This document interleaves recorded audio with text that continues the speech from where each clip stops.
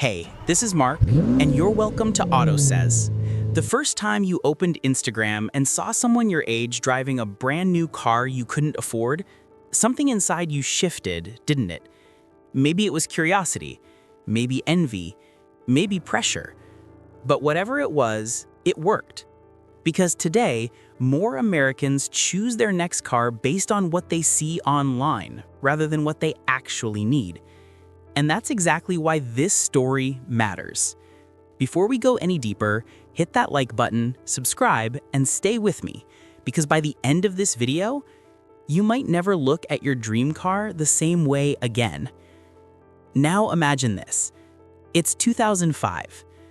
The coolest thing about a car was the horsepower under the hood, the sound of the engine, or maybe the brand your dad trusted his whole life. Nobody needed validation from strangers. There were no TikTok trends telling you which SUV makes you look successful. A car was just a car. But then social media arrived, and everything quietly changed. One photo at a time, one viral trend at a time, one subtle message at a time. If you don't have this car, you're falling behind. Sounds dramatic, right? But it's true. At first, it looked harmless.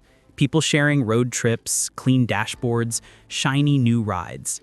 But then brands realized something powerful.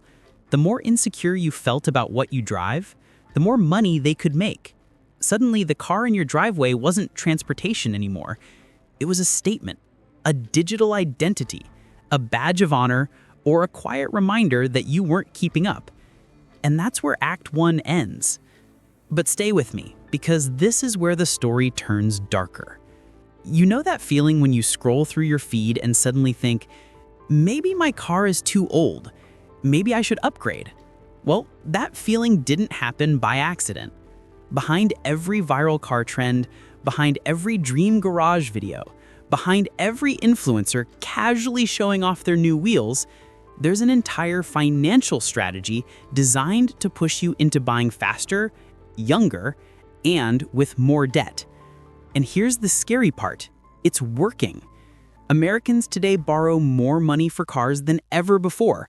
The average loan term? 72 months. Some stretch to 84. Why? Because social media normalized luxury. A regular car doesn't perform well on your feed, but a $70,000 truck, a glossy EV, a German badge, that gets attention, engagement, validation. And with every like, your mind is being trained to want more. But don't worry, we're not done yet, because Act 2 takes us deeper into the machine that runs behind the screen.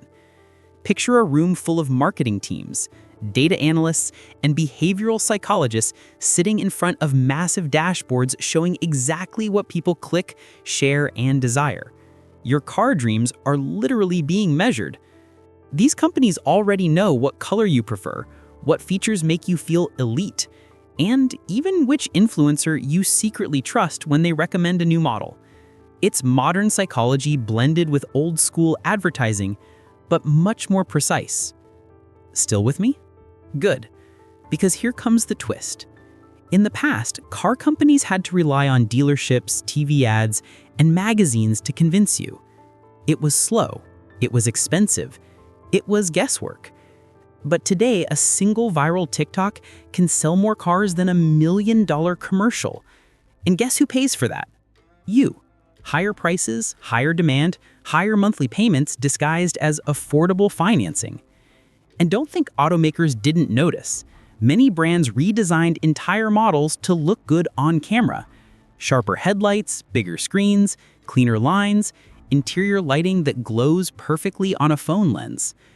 Cars aren't being designed for the road anymore. They're being designed for the algorithm. And that brings us to Act 3, the part of the story where you get to decide how it ends.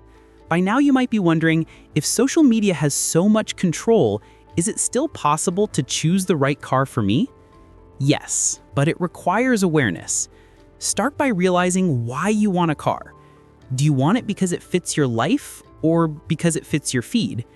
Do you want that luxury badge because you love engineering or because someone online told you successful people drive it? And here's the biggest pattern interrupt. Have you ever noticed how we never see the payments behind those glamorous TikTok cars? Nobody posts the $900 monthly bill.